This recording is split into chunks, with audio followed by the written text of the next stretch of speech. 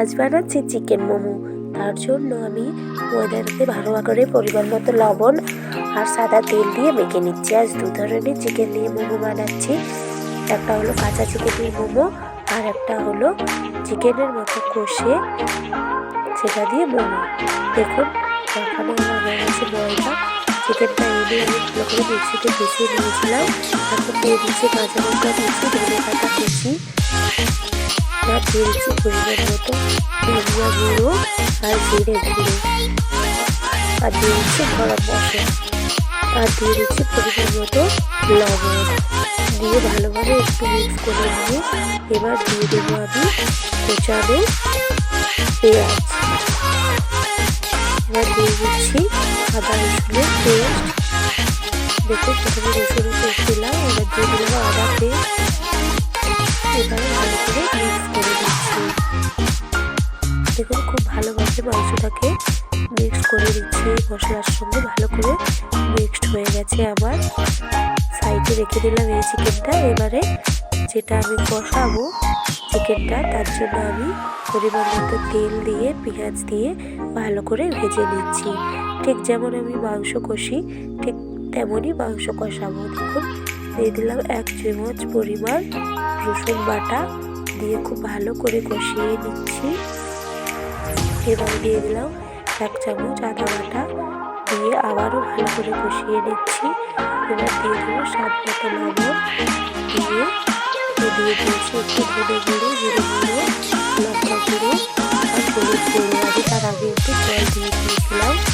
আর দিয়ে দিচ্ছি পরিমাণ মতো কাঁচা গুঁড়ো। জল দিয়েছি তার কারণে জিনিসটা লেগে নিয়েছিল, তার জন্য জল দিয়ে দিয়েছি। এবার দেখুন মশলাটা কষানো হয়ে গেছে। এবার চিকেনের কিমাটা দিয়ে আমি খুব ভালো করে মিক্স করে নিচ্ছি। বেশি কুক করার দরকার নেই, কম পরিমাণে কুক করলেই হবে। যেহেতু স্টিম হবে মোমোটা, তার জন্য অতিরিক্ত বেড়ে রাখতে হবে না। দেখুন সেটা আমার রেডি হয়ে গেছে।